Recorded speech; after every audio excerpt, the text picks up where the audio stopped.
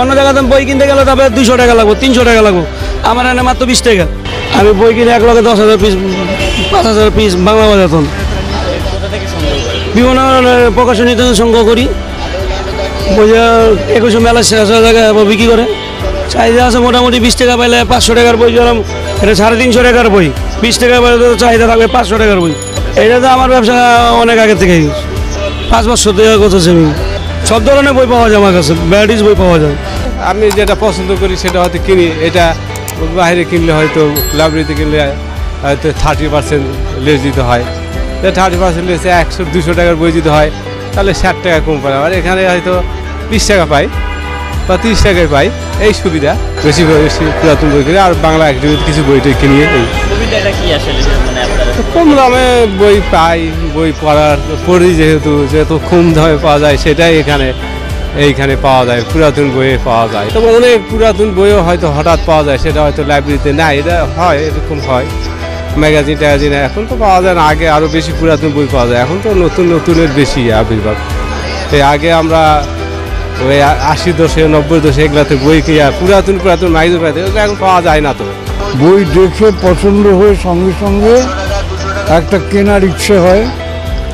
আরও একটা কারণ আছে, কারণটা হলো এখানে বই দরদাম করে কেনা যায় এবং অনেক সস্তায় পাওয়া যায়। অনেক বই বহুকাল আগে ছাপা হয়েছিল, মার্কেটে নেই, কিন্তু দুম করে এখানে পেয়ে গেলাম। এই সব কারণে রাস্তার এই বইয়ের দোকান যারা দেয় তাদের প্রতি আমাদের একটা কৃতজ্ঞতা আছে। এর ফলে আমরা ভালো ভালো বই অনায়াসে পেতে পারি। আমি 1983 সন থেকে বইয়ের ব্যবসা শুরু করি। 25,000 টাকা ক্যাশ নিয়ে আমি ব্যবসা শুরু করছি। তখন ক্যাশ আমার মোটামুটি ভালোই ব্যবসা বাণিজ্য ছিল। এভাবে অনেক বছর পর্যন্ত আমি বেচাকেনা করি এবং ভালোভাবে চলে আসতেছিলাম। হঠাৎ করে করোনার সময় আমার ব্যবসা বাণিজ্য নষ্ট হয়ে যাওয়াতে আমি অন্য যেমন এই অন্য সাইডের ব্যবসা শুরু করছি। বইয়ের এক সাইডে বই রাখছি। 10-15 বছর পর্যন্ত আমরা কোনো গল্পের বই বিক্রি করতে পারি না এবং করিওই না, নাই, আমাদের কাছে কেউ জিজ্ঞাসা করে না। আমরা মনে করেন এখানে বেশিরভাগ এই ইন্টারের বইগুলো আপনার জায়গা থেকে কালেকশন করি, প্লাস এগুলো মনে করেন যে আমরা কাস্টমারদের থেকে বেশি দাম দিয়েও মাঝে মাঝে কিনি, যেটা শর্ট আইটেম পরে আমাদের এখানে সবচেয়ে কম দামে বই পাওয়া যায়। যেমন ধরেন আপনার লাইব্রেরিতে ধরেন এই বইটা হচ্ছে আপনার 400 থেকে 500 টাকা, তো আমাদের কাছে আসলে মনে করেন যে 100 থেকে 150 টাকার ভিতর পেয়ে যাবে। ঠিক আছে, এটা হচ্ছে আপনার সকাল 9টা-10টা থেকে আপনার রাত্রে 10টা পর্যন্ত।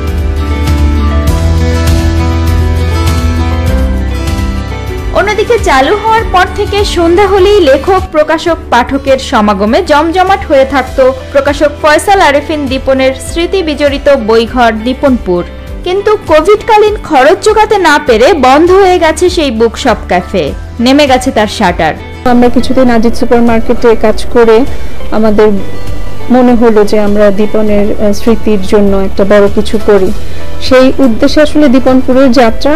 আমাদের উদ্দেশ্য ছিল এখানে শুধু বই না, মানে একটা আমাদের সংস্কৃতির বিকাশ কেন্দ্র হবে। কিন্তু যখন করোনা এলো আসলে তখন তো সমস্ত কাজই আসলে থমকে গেছে, অনেক কিছু একটা সময় আমাদের পক্ষে আর চালানো সম্ভব হলো না। তো 2021 অগাস্টে লাস্টলি আমরা সারেন্ডার করলাম যে আমরা আর চালাতে পারছি না। এখানে অনেক টাইপের বই পাওয়া যায়, ক্রাইম সিরিজ পাওয়া যায়, থ্রিলার, মার্ডার মুভি সিরিজগুলো পাওয়া যাচ্ছে, এমনকি ভেরিটিটাও পাওয়া যাচ্ছে। অ্যান্ড দেন আমি এখানে আরও মাত্র কিনে নিয়ে আসলাম হচ্ছে it start with us, it end with us, এই সিরিজটা কিনে আনলাম। আরও কেনার ইচ্ছা আছে, যে টুইস্ট সিরিজেরও কেনার অনেক ইচ্ছা আছে। তো এখানে ভালো ভালো বই পাওয়া যায়। আর নতুন বই থেকে এখানে মোটামুটি আমরা ভালোতেই মানে অ্যাভারেজ কস্টেই আমরা বইগুলো পাচ্ছি, তো আমাদের ভালোই সাশ্রয় হচ্ছে। আর বই কোয়ালিটিগুলো মোটামুটি ভালো, কিছু কিছু ইয়েলো প্রিন্ট বাট হোয়াইট প্রিন্টের বইও আছে, তো এই ভালো কোয়ালিটির বই আপনারা পাবেন এখানে। আমার পার্সোনালি ফরেন রাইটার্সই খুব ভালো লাগে। আমি দেশি বই তেমন একটা পড়ছি না, সো আমি ম্যাক্সিমাম টাইমই ফরেন রাইটার্সের বইগুলোই পড়া ট্রাই করছি। সো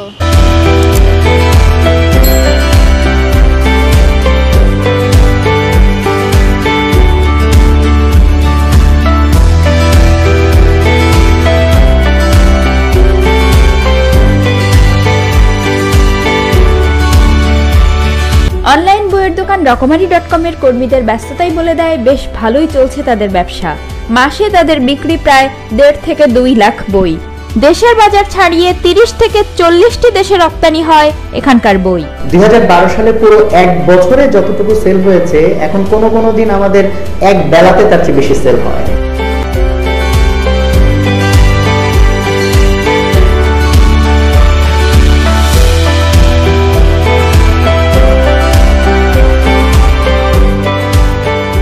$50 টাকা, 80 টাকা, 150 টাকা সব রেটের বই পাওয়া যায়। এখানে আমি কম দামে পাচ্ছি আমার বাজেটের মধ্যে, যেহেতু আমি স্টুডেন্ট। ভিতরে দোকান ভাড়া আছে, 5টা লোক কাটে, ওর কাছ থেকে আমাদের কাছ থেকে অনেক কম পাই যায়। অন্যদিকে চিরাচরিত বইয়ের দোকানগুলোর চেয়ে নতুন করে জনপ্রিয় হচ্ছে বুক ক্যাফেগুলো। এ কারণেই হয়তো কোনো দোকান কিংবা প্রকাশনা হারিয়ে গেলেও পাঠক সমাবেশ, বেঙ্গল বই কিংবা বাতিঘরের মতো প্রতিষ্ঠান পাঠকপ্রিয় হচ্ছে, বাড়িয়ে চলেছে তাদের শাখা। বাতিঘর তো শুরু হয়েছে চট্টগ্রামে, তো চট্টগ্রামে আমাদের লক্ষাধিক বই আছে, ঢাকায় লক্ষাধিক বই আছে, সিলেটে অত বই হবে না কিন্তু প্রচুর বই আছে আমাদের, আবার একই টাইটেলের অনেক বই আছে। আমরা বাংলাদেশে অলমোস্ট 90% পাবলিশারের বই বিক্রি করি। আসলে এটা তো চাহিদার উপর অনেক সময় নির্ভর করে। আবার বিদেশে বই বিক্রি করি, আমরা কলকাতার বই বিক্রি করি, দিল্লির বই বিক্রি করি, ইউকের বই বিক্রি করি। ফুটপাতে রয়েছে কিছু ভিন্নধর্মী বইয়ের দোকান, যেখানে বই বিক্রি হয় গতানুগতিক দামের চেয়ে অনেক নিম্ন দামে। 20 থেকে 100 টাকায় পাওয়া যায় বাংলা কিংবা ইংরেজি সাহিত্যের বই। এখানে বইয়ের ধরন এবং দামের তারতম্যের কারণ জানিয়েছেন বিক্রেতারা। যেমন ধরেন ফ্রান্স কাপ্তারের এই বইটা ভিতরে কিনতে গেলে প্রাইস পড়বে 300 টাকা, এটা আমাদের কাছে 150 টাকায় পাচ্ছেন। আরও অনেক ক্লাসিক সিরিজ আছে, গল্প আছে, যেগুলো আন্না কারিনার ভিতরে 500 টাকা পড়ে, আমাদের কাছে 50% কমে পাচ্ছেন, কারণ ভিতরে দোকান ভাড়া আছে, 5টা লোক কাটে, ওর কাছ থেকে আমাদের কাছ থেকে অনেক কম পাই যায়। আমাদের এখানে বাংলা সাহিত্যের এবং উপন্যাস বিভিন্ন আইটেমের বই পাওয়া যায়। এখানে দামও সস্তা ভিতরের থেকে, আমাদের খরচ কম, এই হিসাবে এখানে দাম সস্তা পাওয়া যায়। আমাদের এখানে এটা 100 টাকার ভিতরে কিনতে গেলে এটা 2 থেকে 250 টাকা, এই হিসাবে আমাদের এখানে দাম কম, এখানে কাতা বেশি হয়। আমাদের এখানে বই কম দামে পাওয়া যায়, বাংলা সাহিত্য, ইতিহাস বিভিন্ন ধরনের বই পাওয়া যায়। 20 টাকা থেকে শুরু করি, 100 টাকা, 30 টাকা, 50 টাকা, 80 টাকা, 150 টাকা সব রেটের বই পাওয়া যায়। মানুষের পড়া শেষে বিক্রি করে দেয়, এই জন্য দাম কম বইগুলার, পুরাতন বই। ক্রেতারাও জানিয়েছেন কেন তারা এই দোকানগুলোর প্রতি আগ্রহী। আমি এখানে মূলত আমার ছোট বোনের জন্য কিছু ক্লাসিক উপন্যাস, এর পাশাপাশি কিছু গল্প বই, আর আমার জন্য কিছু বই খুঁজতেছিলাম, বিশেষ করে রবীন্দ্রনাথের, সমরেশ মজুমদারের এই বইগুলো খুঁজতেছিলাম। আর এখান থেকে বই কেনার মূলত কারণ হচ্ছে এখানে আমি কম দামে পাচ্ছি আমার বাজেটের মধ্যে, যেহেতু আমি স্টুডেন্ট, সো আমার হচ্ছে নতুন বই কেনার অত সামর্থ্য নেই, অনেক বই কেনার সামর্থ্য নেই, যেহেতু এখানে আমি কম দামে অনেক রেয়ার বই পাচ্ছি, অনেক দুষ্প্রাপ্য বইগুলো পাচ্ছি, তো এই জন্য এখান থেকে মূলত কিনা আর কি। এখানে কিছু বই কিনতে, যেটা কিনা আমি ওই বাজারে আমি পাই নাই, 150 এখানে খুঁজতে আসছি, আর এখানে দামে কম তার জন্য আসছি।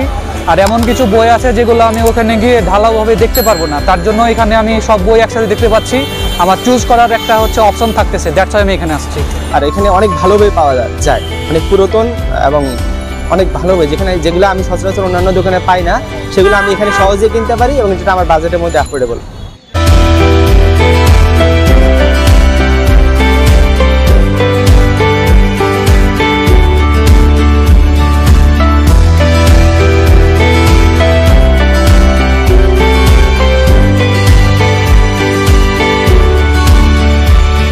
আমরা যদি ভালো করতে পারি তখন আবার কোথাও না কোথাও দীপনপুর হবে। তবে হ্যাঁ, আগের শিক্ষাটা নিশ্চয়ই কাজে দেবে, তখন মানে যে ভুলগুলি ছিল সেগুলি হয়তো উতরে যেতে পারবো নেক্সট টাইম।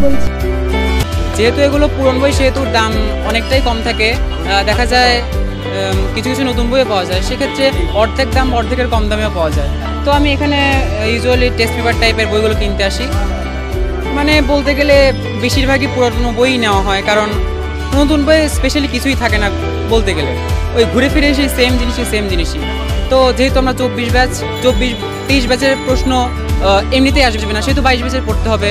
তো 22 ব্যাচের পড়তে গেলে তো 23 সালের বই নিলেই হয়, সেহেতু পুরনো বই নিলেই হয়, এই আর কি, টাকা সেভ করার ট্রিক ইউজ করে। সব ধরনের বলতে যে হোমোস্যাপিয়েন্স হিস্ট্রি রিলেটেড পাওয়া যায়, তারপর হচ্ছে ডোপামিন ডিটক্স, এই বইগুলো অনেক ইম্পর্টেন্ট। মানে মানুষের ডোপামিন রিসেপ্টরগুলো যে মানে অতিরিক্ত এন্টারটেইনমেন্টের কারণে ওভারলোড হয়ে যায়, তো তখন হচ্ছে মানুষের মস্তিষ্কের ক্ষতি করে। তো ওই জিনিসটা আটকে কন্ট্রোল করার জন্য ডিটক্সটা করা হয়। আজকে আমি ক্যামব্রিজের এই যে আইএলসের বইগুলো কিনতে আসছি, 4টা নিচ্ছি। দাম আসলে ডিপেন্ড করে কোয়ালিটির উপর, মানে অফিসিয়াল কিনলে অফিসিয়ালের দাম একটু বেশি হয়, আর হচ্ছে এগুলো কিনলে এগুলোর দাম একটু কম হয়, মানে আনঅফিসিয়ালগুলো ওগুলো একটু দাম কম হয়। আজকে তো আমি অলরেডি একবার বললামই যে আমি ক্যামব্রিজের বইগুলো নিচ্ছি, আমার হাতে আছে এখন। আর হচ্ছে এটাই, আমি আর কখনো অন্য কোনো বই কিনি না, সো আমি দামের রেঞ্জে জানি।